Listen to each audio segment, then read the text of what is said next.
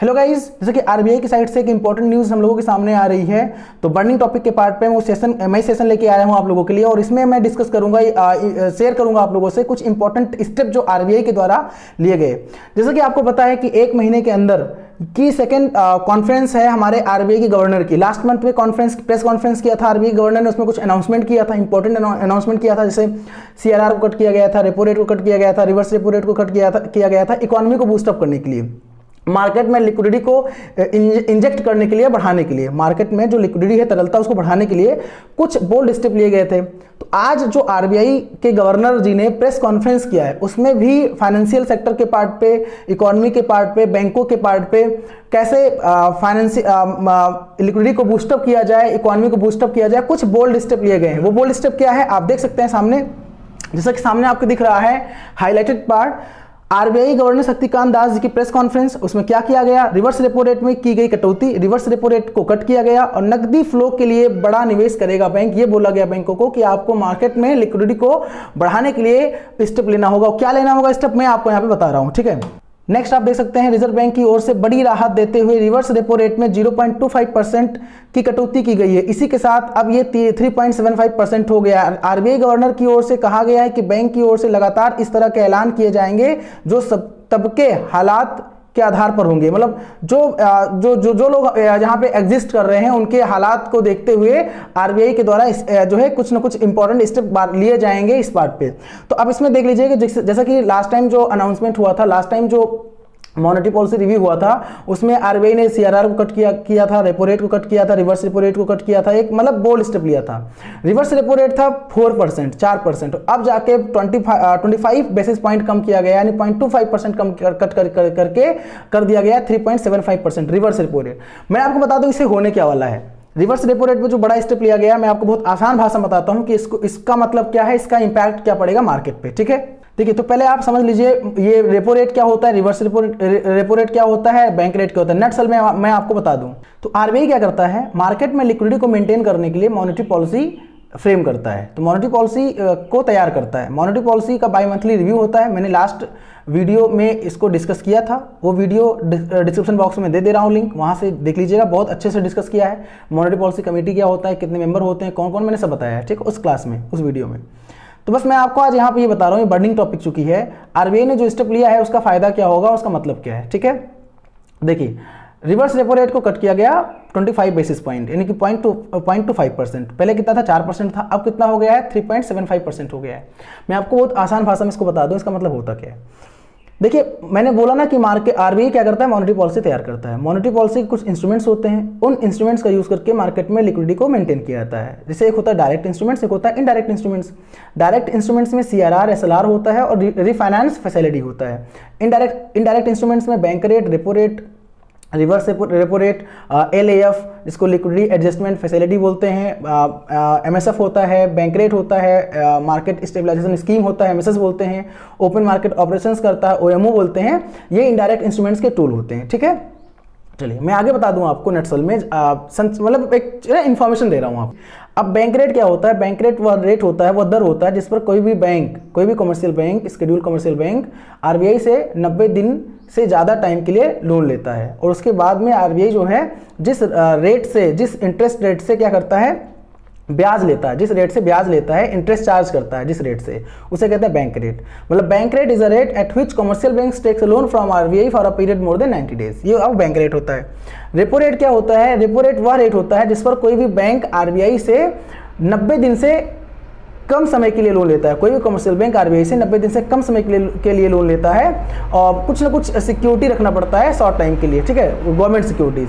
तो जिस पार्ट पे आरबीआई लोन इंटरेस्ट चार्ज करता है कम समय के लिए, 90 दिन से कम, समझना, शॉर्ट टाइम लोन मतलब 90 दिन से कम, शॉर्ट टाइम रेपो रेट, और 90 दिन से अधिक बैंक रेट, ठीक है, ये होता है। मोर than 90 days bank rate long term बोलते हैं, और शॉर्ट टर्म के लिए less than 90 days, that is repo rate. तो जब कोई भी बैंक आरबीआई से 90 दिन से कम समय के लिए लोन लेता है, और आरबीआई जिस इंटरेस्ट चार्ज करता है जो उस दर पर ब्याज लेने के लिए, ठीक है ना, चूंकि आरबीआई ब्याज लेगा, फ्री में तो लोन देगा नहीं, तो उसे कहते हैं रेपो रेट।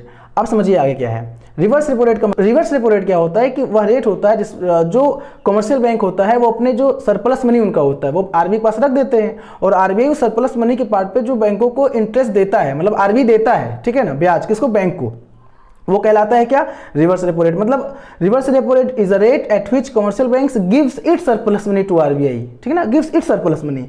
तो आप सोचो एक चीज यहाँ पे, अगर रिवर्स रेपो रेट ज्यादा होगा तो जो कमर्शियल बैंक हैं भाई उनको पैसा चाहिए, और पैसा ऐसे जगह चाहिए कि जहां से पैसा, मतलब जहां से ब्याज मिल भी जाए और पैसा सेफ हो।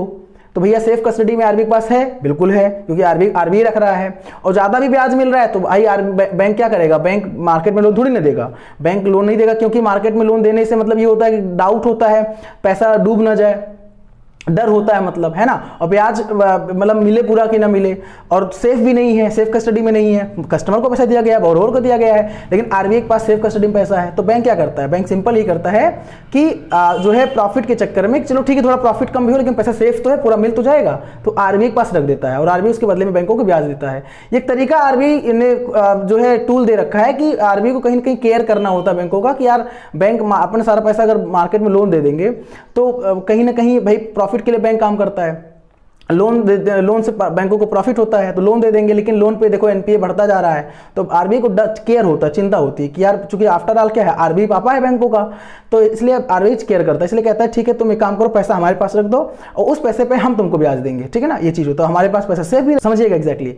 तो ये जो होता है आपका, ये रिवर्स रेपो रेट होता है। अब इसमें रिवर्स रेपो रेट कट किया गया, क्यों किया गया, आरबीआई चाहता है कि मार्केट में पैसा जाए, हमारे पास ना आए, है ना, मतलब कट इसलिए किया गया कि जब कम होगा, सस्ता इंटरेस्ट रेट होगा तो बैंक क्या करेगा, मार्केट में लोन दे देगा। जब बैंक मार्केट में लोन दे देगा तो मार्केट में पैसा इंजेक्ट, मतलब क्या होगा, लिक्विडिटी बढ़ जाएगी, मार्केट में लिक्विडिटी बढ़ जाएगी, तो कहीं ना कहीं मार्केट में जो एक डिमांड यानी कि जो पैसों की कमी है वो नहीं होने पाएगी, ठीक है ना, क्योंकि भाई लोन लेंगे लोग, है ना, डिमांड करेंगे लोग, लोन लेंगे, बैंक लोन देगी इजीली, क्योंकि बैंकों के पास पैसा होगा, तो बैंकों के पास पैसा रहे, इस वजह से आरबीआई उसको कट कर दिया है रिवर्स रेपो रेट को, ताकि ये सस्ते दर पे बैंक हमारे पास ना रखे, बैंक मार्केट में लोन दे, ठीक है ना, ये रिवर्स रेपो रेट को कट इसीलिए किया गया है, ठीक है ना, समझ में आ गया। मैं एक बार फिर से इसको रिपीट कर दे रहा हूँ, रिवर्स रेपो रेट वह दर होता है जो कमर्शियल बैंक अपने सरप्लस मनी को आरबीआई के पास रखते हैं, रिजर्व बैंक ऑफ इंडिया के पास, और रिजर्व बैंक ऑफ इंडिया उस अमाउंट पर कुछ ब्याज जो देता है किसको, बैंक को, वो कहलाता है रिवर्स रेपो रेट, ठीक है ना। क्यों ऐसा होता है कि ताकि बैंकों का पैसा सेफ कस्टडी में रहे, उसको ब्याज भी मिलता रहे, ठीक है ना, ये चीज होता है, मार्केट पैसा ना जाए। लेकिन अब कट किया गया, सस्ता कर दिया गया, तो भाई बैंक क्या करेगा, बैंकों के पास पैसा बढ़ेगा, मजबूरी है, बैंक मार्केट में उसको लोन देगा। तो मार्केट में लिक्विडिटी को बढ़ाने के लिए, ताकि पैसों की कमी मार्केट में ना आए, आरबीआई ने ऐसा स्टेप लिया है, बस ये समझ लीजिए अच्छे से, ठीक है, ये होता है। नेक्स्ट स्टेप क्या लिया गया, नकदी संकट को दूर करने के लिए बैंकों की तरफ से बाजार में 50,000 करोड़ रुपए का निवेश किया जाएगा, ताकि नकदी में किसी तरह की कमी ना आए। इसके लिए TLTRO का ऐलान किया गया है। आरबीआई गवर्नर की ओर से कहा गया है कि बैंकों की ओर से कर्ज मिलने में आम आदमी को कोई दिक्कत नहीं आएगी, कि जो मैंने आपसे बोला कि कोई कर्ज लेने में, लोन लेने में आम आदमी को यानी पब्लिक को कोई दिक्कत ना हो, इस वजह से ऐसा किया गया। इसमें एक वर्ड यूज हुआ है TLTRO। TLTRO का मतलब क्या होता है, अच्छे से इसको पेन डाउन कर लीजिएगा, targeted long term repo operation, TLTRO, targeted long term repo operation. इसका मतलब क्या होता है समझिए, मैं आपको बता दूं।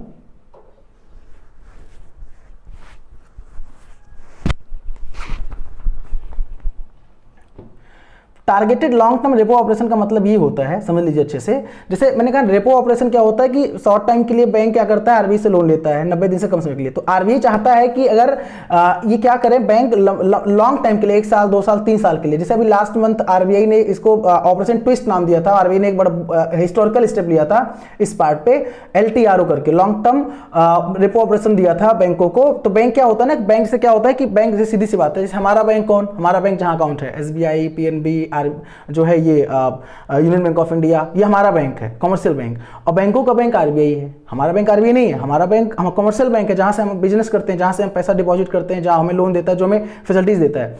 लेकिन बैंकों का बैंक आरबीआई है, ठीक है ना, ये चीज। तो भाई सीधी सी बात है, हम बैंक से अगर लोन लेने जाते हैं तो हमें कुछ ना कुछ सिक्योरिटी रखना पड़ता है ना, देना पड़ता है, लैंड पेपर या इंश्योरेंस के पेपर या जो भी सिक्योरिटीज देना पड़ता है ना, कुछ देना पड़ता है, तब बैंक हम लोन देता है। वैसे बैंकों को जब आरबीआई से लोन लेना होता है तो उसने भी वो भी कुछ सिक्योरिटी रखता है, ठीक है। तो अब आरबीआई ने ये कहा है, ठीक है समझिए, तो अब आरबीआई ने क्या कहा है कि भैया काम करो, मैं आपको जो रेपो रेट के तहत 90 दिन से कम समय के लिए लोन देता हूं, रेपो रेट तो है वो अलग चीज है, रेपो रेट में क्या होता है 90 दिन से कम समय के लिए बैंकों को लोन मिलता है आरबीआई से।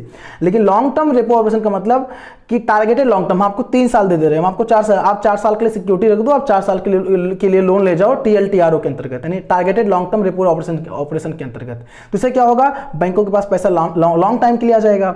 जब बैंकों के पास पैसा लॉन्ग टाइम के लिए आ जाएगा तो बैंक उसको आसानी से मार्केट में लोन दे देंगे, यानी कि मार्केट में इन्वेस्ट कर देंगे। अच्छा, ऐसा क्या होता है, जब कम समय के लिए, जैसे होता नहीं कि देखो समझो रेपो रेट के तहत बैंकों को कम समय के लिए पैसा मिलता है, यानी 90 दिन से कम समय के लिए पैसा मिलता है, तो बैंकों पे प्रेशर होता है भाई, बैंकों को वापस भी तो करना है, आफ्टर 90 डेज बैंक को, आरबीआई को वापस भी तो करना है, तो बैंक पे प्रेशर होता है, एक दबाव होता है, ठीक है ना।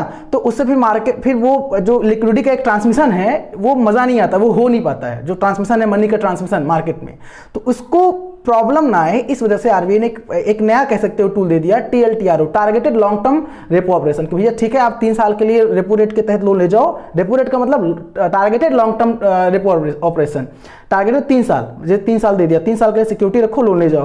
तो अब क्या होगा, अब बैंकों के पास प्रेशर नहीं है कि नहीं हमको तुरंत वापस करना है आरबीआई को, तो प्रेशर नहीं है, तो बैंक क्या करता है, इजीली मार्केट में लोन दे देता है। एग्जैक्टली ये होता है टीएलटीआरओ। तो समझिएगा 50,000 करोड़ निवेश किया जाएगा, टीएलटीआरओ का ऐलान किया है। इसका मतलब क्या होता है, मैंने बता दिया आपको, टीएलटीआरओ का मतलब क्या होता है कि एक targeted long term repo operation 3 साल के लिए, 4 साल के लिए दे दिया। तो 50,000 करोड़ का मतलब यहाँ पे ये है कि आरबीआई ने जो रिफाइनेंस किया है, आरबीआई ने रिफाइनेंस किसको किया मैं आपको बता दूं, यहाँ पे आप देख सकते हैं, तो यहाँ पे देख सकते हैं आप, छोटे मध्य संस्थानों को 50,000 करोड़ की मदद देने की अनाउंसमेंट की गई है। मतलब कि जो फाइनेंशियल इंस्टीट्यूट हैं, ठीक है, उनको एनबीएफसीज हैं, उनको 50,000 करोड़ एक पैकेज देने की अनाउंसमेंट की गई है, राहत पैकेज, किसकी तरफ से, आरबीआई की तरफ से। अब क्या समझ लीजिए आप, जैसे नाबार्ड है, national bank for agriculture and rural development, फिर से बोल रहा हूं, national bank for agriculture and rural development, जो हमारी रूरल जो है कह सकते हो आरआरबी का अपेक्स बॉडी है, रूरल डेवलपमेंट पार्ट पे काम करता है, एग्रीकल्चर डेवलपमेट के पार्ट पे काम करता है, जो नाबार्ड है, ठीक है। एक बार एक क्लास में इसके लिए ले लूंगा, नाबार्ड का बहुत कह सकते हो ब्रॉड टॉपिक है। नाबार्ड क्या होता है, कब स्टैब्लिश किया गया है, नाबार्ड के और क्या फंक्शंस होते हैं, है ना, नैपकॉन्स क्या होता है, नेफिन्स क्या होता है, आरआईडीएफ क्या होता है, रूरल इंफ्रास्ट्रक्चर डेवलपमेंट फंड, ये सब क्या होता है, नाबार्ड के बारे में डिस्कस कर दूंगा, वो बता दूंगा आपको, ठीक है। तो नाबार्ड को 25,000 करोड़ रुपया, इसको बोलते हैं रीफाइनेंस फैसिलिटी, यानी आरबीआई ने नाबार्ड को रीफाइनेंस फैसिलिटी दिया, मतलब आरबीआई नाबार्ड को देगा और नाबार्ड किसको देगा, मार्केट में, ठीक है, बैंकों को देगा, अनेक आरआरबीज को, और इस पार्ट पे काम करेगा, ठीक है। तो नाबार्ड को 25,000 करोड़, 50,000 करोड़ टोटल राहत पैकेज देने की बात की, इसमें 25 करोड़ किसको, 50,000 करोड़ रुपए राहत पैकेज देने की बात की गई है, किसने करी है, आरबीआई ने। तो 25,000 करोड़ रुपया किसको दिया जाएगा, नाबार्ड को, 25,000 करोड़ रुपया। और फिर अगर हम आगे बात करें, आप देख सकते हैं नेशनल हाउसिंग बैंक को 10,000 करोड़ रुपया दिया जाएगा, और आपका सिडबी को 15,000 करोड़ रुपया दिया जाएगा, यानी कि जो 50,000 करोड़ रुपए देने की बात की गई, उसमें से 25,000 करोड़ रुपए किसको, national bank for agriculture and rural development NABARD को देने की बात करी गई है। 15,000 करोड़ रुपए जो बात करी गई देने की, small industries and development bank of India SIDBI की बात की गई देने को, जिसका हेड ऑफिस कहां है, लखनऊ में। SIDBI small industries and development bank of India है, जिसको 2 अप्रैल 1990 को एस्टैब्लिश किया गया था, याद रखना चाहिए सिडबी को, ठीक है। आगे नेशनल हाउसिंग बैंक को 10,000 करोड़ रुपए देने की बात की गई है। एनएचबी जो है, जो रीफाइनेंस एजेंसी, किसका, हाउसिंग बैंक के लिए क्या करता है, रीफाइनेंस करता है, ठीक है, ये चीज। तो 10,000 करोड़ रुपए देने की बात की, तो 50,000 करोड़ रुपए मार्केट में देने की बात की। आगे रेपो रेट और सीआरआर में कोई बदलाव नहीं किया गया, आप देख सकते हैं, ठीक है। नेक्स्ट वही मैंने बता दिया, RBI cuts reverse repo rate by 25 basis point two 3.75% सामने लिखा हुआ है। आरबीआई ने क्या किया है, रिवर्स रेपो रेट को 25 बेसिस पॉइंट कम किया, यानी 4% था, 4% से कितना हो गया, 3.75% हो गया, यानी 0.25% कट कर दिया गया है। क्या होगा इसका फायदा, मैंने आपको बता दिया, ठीक है ना। मार्केट में लिक्विडिटी को बढ़ाने के लिए किया गया अनाउंसेस ₹50 करोड़ टीएलटीआरओ 2.0, मतलब इसका टीएलटीआरओ एक बार जो है अप्लाई हो चुका है, फर्स्ट पार्ट, ये सेकंड कर सकते हो पार्ट, सेकंड टाइम ऐसा हो रहा है जो टीएलटीआरओ को के लिए बोला गया। 50,000 करोड़ रुपए मार्केट में क्या होंगे, इन्वेस्ट होंगे। तो जो ये नाबार्ड को 25,000 करोड़ रुपए, 15,000 करोड़ रुपए सिडबी को, 10,000 करोड़ रुपए किसको, नेशनल हाउसिंग बैंक को देने की बात की गई है।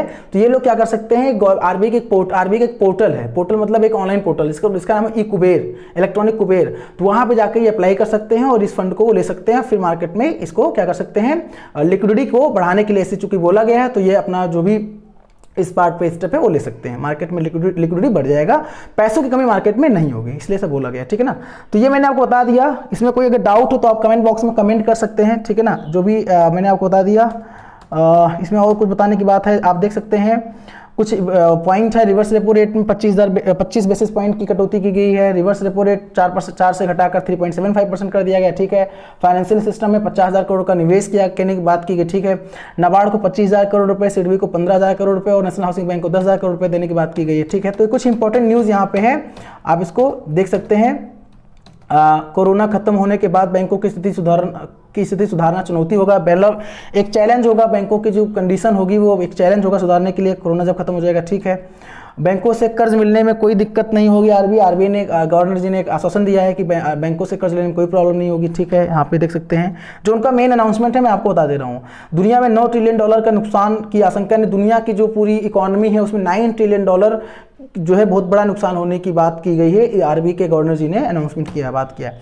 एनपीए की अवधि, हाँ एक इंपॉर्टेंट न्यूज एक और निकल के आ रहा है, एनपीए की अवधि 90 दिन से बढ़ाकर 6 महीने की गई। मतलब इसका मतलब क्या होता है, देखिए अभी मैंने लास्ट वीडियो में इसके बारे में डिस्कस किया था। एनपीए क्या होता है, नॉन परफॉर्मिंग एसेट्स होता है, मैंने इसके बारे में अच्छे से समझाया था। वो मेरा वीडियो जरूर देख लीजिएगा आप लोग, जिन लोगों ने नहीं देखा होगा मेरा वीडियो जरूर देख लीजिएगा। एनपीए मतलब वो अमाउंट होता है, जैसे मान लीजिए मैं कस्टमर हूँ, मैं बोरोवर हूँ, मैं बैंक से लोन लेता हूँ। वह सीधी सी बात है, मैं बैंक से लोन लेता हूँ तो बैंक को मुझे वापस भी करना होगा, तो बैंक एक मुझे टाइम, एक होता है ना टाइम ऑफ पीरियड देता है, मतलब एक टाइम देता है, ठीक है इस टाइम के बाद आप जो है इस टाइम आप पेमेंट कर देना। जैसे मैं लोन लेता हूँ तो मेरा एक इंस्टॉलमेंट बनता है कि हर महीने में पेमेंट करूंगा, जिस पार्ट में पेमेंट करूंगा। मान लीजिए मंथली मुझे बैंकों को पेमेंट करना है, तो मंथली मेरा इंस्टॉलमेंट बना हुआ है, किस्त बना हुआ है मंथली, है ना, ठीक है, महीने बेसिस पे। अब मान लीजिए मैं क्या करता हूँ, पहले महीने नहीं दिया 30 दिन, कोई बात नहीं, दूसरे महीने भी नहीं दिया 30 दिन, 60 दिन हो गया, तीसरे महीने भी नहीं दिया, मतलब बैंक को पैसा नहीं दिया, ठीक है ना, अपना जो लोन लिया है मुझे रिटर्न करना होगा ना वो इंस्टॉलमेंट वाइज, तो वो मैं नहीं दे रहा हूँ, 3 महीने हो गया, तो 3 महीने बाद बैंक उसे डिक्लेयर कर देता है NPA. After 90 days bank declare कर देता है एनपीए, यानी when a person does not repay loan amount become NPA after 90 days from a due date. Due date से लेकर 90 दिन तक अगर हम पैसा वापस नहीं करते हैं, बैंक को नहीं देते हैं, तो बैंक उसे डिक्लेयर कर देता है एनपीए, नॉन परफॉर्मिंग एसेट्स। मतलब अब पैसा लॉस होने के चांसेस हैं, उस पर बैंक अपना सरफेसी एक्ट के तहत रिकवरी का प्रावधान करे, रिकवरी के लिए प्रोसेस करेगा, मतलब पैसा कैसे रिकवर किया जाए कस्टमर से, पैसा डूब चुका है, ठीक है ना ये। तो अब इसको इस क्राइसिस, कोरोना क्राइसिस की वजह से 90 दिन से बढ़ाकर 6 महीने की गई है। ये हिस्टोरिकल स्टेप है, आरबीआई के द्वारा लिया गया है। अब जो हम लोग कहते थे कि 90 दिन बाद एनपीए होता है, अब 6 महीना मतलब अगर हम बात करें तो कितने दिन, 180 दिन, 180 डेज के बाद अब एनपीए की बात होगी। जो हम बोलते थे कि अगर 90 दिन बाद पैसा नहीं देते हैं बैंक एनपीए डिक्लेयर कर देगा, अब 180 दिन हो गया वो। तो अब ये अभी एक क्राइसिस, कोरोना क्राइसिस की वजह से ऐसा किया गया है, राहत दी गई है, ठीक है भैया 180 दिन बाद हम इसको जो है एनपीए डिक्लेयर करेंगे, अभी नहीं करेंगे। तो कुछ इंपॉर्टेंट स्टेप लिए गए हैं, ठीक है, देख सकते हैं यहाँ पे। तो उस पार्ट पे स्लाइड के माध्यम से एक न्यूज और निकल के आया, G20 देशों में भारत की स्थिति सबसे बेहतर। मतलब जो ग्रुप 20 देशों का समूह है, ग्रुप 20 है ना, जिसमें 20 देश हैं, उसमें से बोला गया है, आरबीआई गवर्नर का ही अनाउंसमेंट है कि इसमें से जितने भी कंट्री से भारत की जो स्थिति है बहुत अच्छी है, कह सकते हो अब खराब नहीं है, ठीक है। वही पूरी दुनिया की इकोनॉमी को $9 ट्रिलियन नुकसान होगा, ठीक है। और लिखा है कि जब ये कोरोना का दौर चला जाएगा तो भारत की जीडीपी यानी ग्रॉस डोमेस्टिक प्रोडक्ट जो होता है एक बार फिर से 7 से अधिक रफ्तार बढ़ेगी, मतलब 7% जीडीपी रहने का अनुमान बताया है, प्रेडिक्शन कहा है आरबीआई ने। लेकिन कोरोना क्राइसिस के बाद जीडीपी क्या होता है, ग्रॉस डोमेस्टिक प्रोडक्ट होता है, सकल घरेलू उत्पाद होता है। इसका मैं एक अलग से क्लास ले लूंगा, वीडियो ले आऊंगा। जीडीपी क्या होता है, एनडीपी क्या होता है, एनएनपी क्या होता है, फैक्टर कॉस्ट क्या होता है, मार्केट प्राइस क्या होता है, ये सब मैं डिस्कस कर दूंगा, एक वीडियो ले आऊंगा इसका। तो ये नेशनल इनकम जब डिस्कस करूंगा मैं, राष्ट्रीय आय, तो उसमें ये सब जीडीपी, एनडीपी, एनएनपी है ना, ये सब उसमें, जीएनपी ग्रॉस नेशनल प्रोडक्ट क्या होता है, सब उसमें है। तो उसका मैं अलग से वीडियो क्लास ले आऊंगा। तो आज के लिए इतना ही। आज एक इंपॉर्टेंट न्यूज निकल के आया था, बर्निंग टॉपिक है, इसलिए मैंने आपको बता दिया। आप लोगों को जो समझ में आया होगा आप कमेंट बॉक्स में कमेंट कर दीजिएगा, मैं उसको जो है रिजॉल्व कर दूंगा, आपकी प्रॉब्लम जो भी होगी। Thank you so much.